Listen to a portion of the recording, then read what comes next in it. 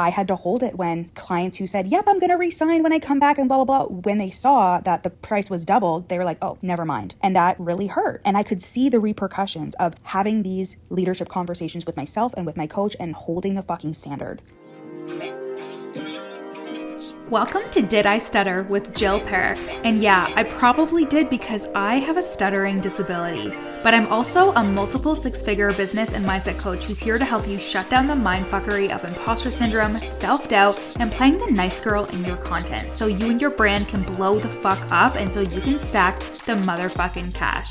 I'm holding absolutely nothing back. We're talking marketing, messaging, mindset, subconscious healing, nervous system regulation, and how to do it all even with raging anxiety, ADHD, and just being a fucking human. If fuck is one of your favorite words and nothing can get in between you, your iced coffee, or the work that you're here to do, I'm your girl. Let's dive in.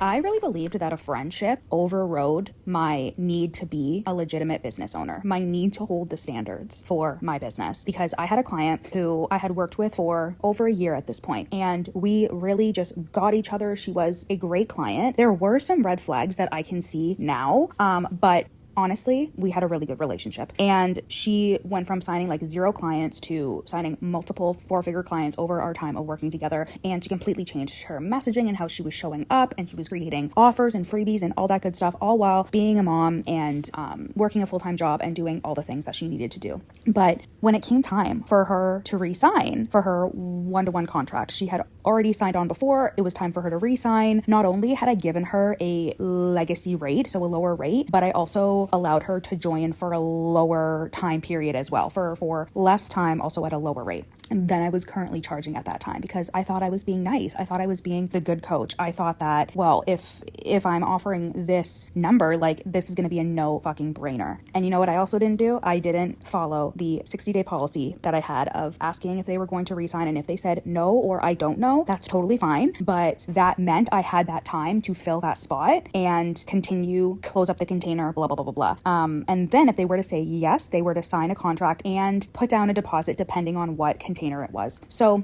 I had all these things in place. But the thing is when you don't follow them is when you get bit in the ass. And why people don't follow them is strictly because of discomfort, is strictly because of your emotions, is strictly because you don't want to be rejected. It is always something that comes up for the clients that I work with where they're super afraid to ask clients to re-sign. Some of them just straight up haven't, and have had clients kind of be like, okay, like, I guess the container's over. And they're like, oh, I think she like wanted to continue. Or they tell themselves that clients don't want to continue. And I'm like, you're counting yourself out. But it comes from the fear of rejection, the fear of being rejected in that moment. So they would rather just reject themselves. And that's what was happening for me. And I also just felt like if I enforced this, I would be a bitch, because this client had re-signed with me in different containers before. She was active in all the channels I was in, and it just didn't make any sense for her to not re-sign. So I was like, yeah, like, it's clear that she's going to. And then in that same month, I signed a contract to continue my mastermind that I was in with my coach. It was for a 2-year contract on top of the contract that I had already signed for a year. And I had to put down $1,000 in a deposit when I was already paying $2,600 a month for this mastermind. And I did it without blinking an eye. Okay. I did it without blinking an eye. I didn't think about, oh, this is kind of rude. Like, I'm already paying her. I didn't have any of those thoughts at all.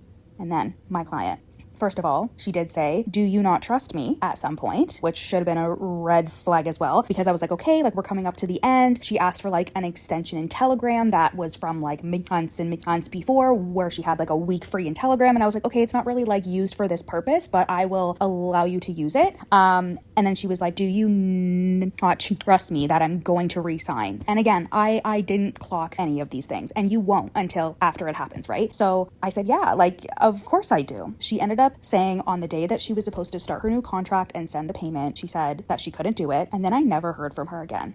I did express to her that, like, you know, I'm kind of like disappointed that you weren't just clear with me. Like, I totally understand, but I'm disappointed that you weren't just clear from the get-go. And I've never heard from her again. And not only was that like super jarring, like nervous system like wise as well, in terms of like, okay, this client who has been in my life for the last year, who I thought we had a really good relationship, who was active in all my channels and all these things, I would always sing my praises to anybody who would listen, all of a sudden just dropped off the face of the earth. Just stopped talking to me. So there was that. But then there was also the glaring realization that I had abandoned my own standards because I was just not wanting to be seen as a bitch. I wasn't operating like a fucking business owner. And when you do this, it is more than just like a rejection. It's more than just you feeling bad about the fact that like a client didn't resign or she ghosted you or whatever it is, right? It's also a hit to your authority, your internal authority, because somebody could still see you as an authority, right? But how you perceive yourself and relate to yourself is what is going to make you the most money. Because if you don't see yourself as a big fucking deal, if you don't see yourself as a legitimate business owner, if you don't see yourself as somebody who is worthy of receiving high ticket prices for the work that you do, right? And like, this is just another one of the subtle ways that I was abiding by a fucking double standard, because when it came to my coaches that I hired, when it came to the clients who I coached, I expected the best out of them. I was like, you have a contract, you have a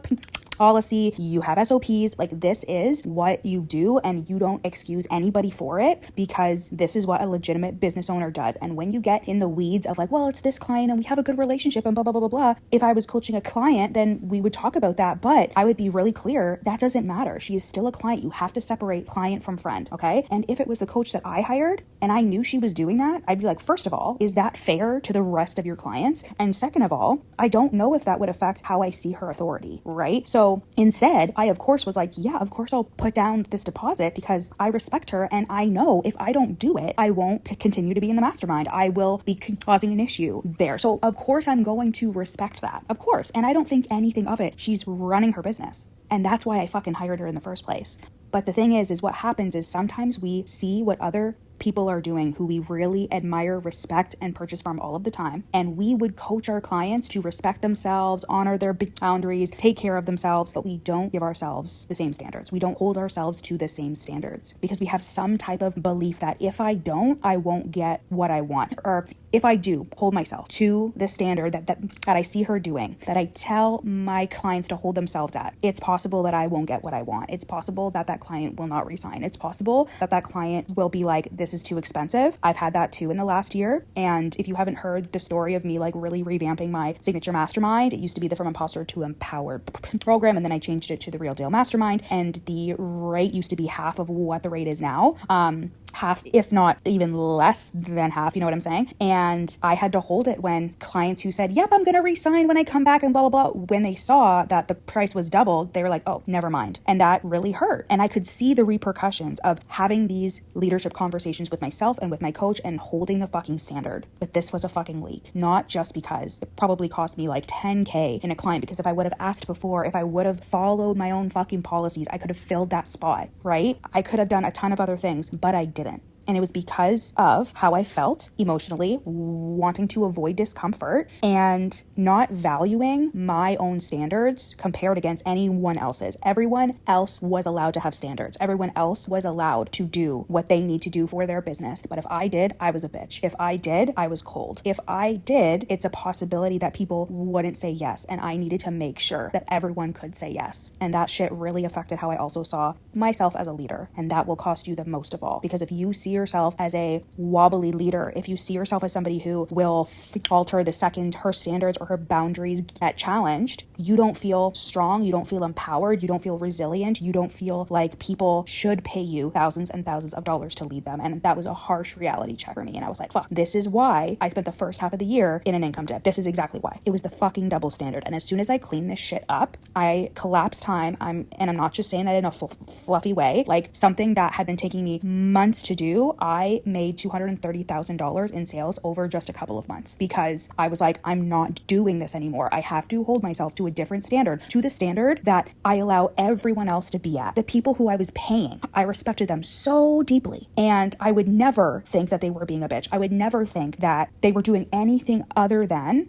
being respectful of their business and holding themselves in a way where they saw themselves as a legitimate CEO. And I'm going to be diving so much deeper into this in Double Standard. This is a 5-day program where we are going to be diving into the specific double standards that you are abiding by. They're invisible rules that you have in your head where she's allowed to do that, but I can't. She can be bold and professional and legitimate and she can do all these things and I will respect her more for it. But when it comes to me, I can't, or I shouldn't, or this is going to affect affect how many clients I sign. When it comes to your clients, you're telling them you should do this, you should do that. You're holding them to a higher standard, but then behind the scenes, you're not holding yourself to the same standard. And this also has to do with like worthiness, the inner work, like seeing yourself as a big deal. If it's common for you to boost up your clients, but then behind the scenes, you're feeling so bad about yourself and you don't tell yourself like we need to get our shit together because we know that confidence is what signs clients, conviction is what signs clients, right? If you're not doing these things, it's because of this invisible double standard, and it is costing you money, capacity, and internal leadership, internal authority. Because when you see yourself as a big fucking deal, as somebody who is worthy of charging what the fuck she wants to charge, who really believes that she can hold herself to the same standard as the people who she respects, you will create a business like those people. It's only $22 to join. We start on the 13th of July, so in a week on Monday. And as soon as you get into the Telegram channel, you have an opportunity to join our bonus fourth call that we're having that week, as well as a podcast episode that I recorded specifically for you. It's like 24 minutes long and it is so fucking juicy, and you will get that when you join Double Standard. It's at the link here. I'll drop it here, and I can't wait to see you inside.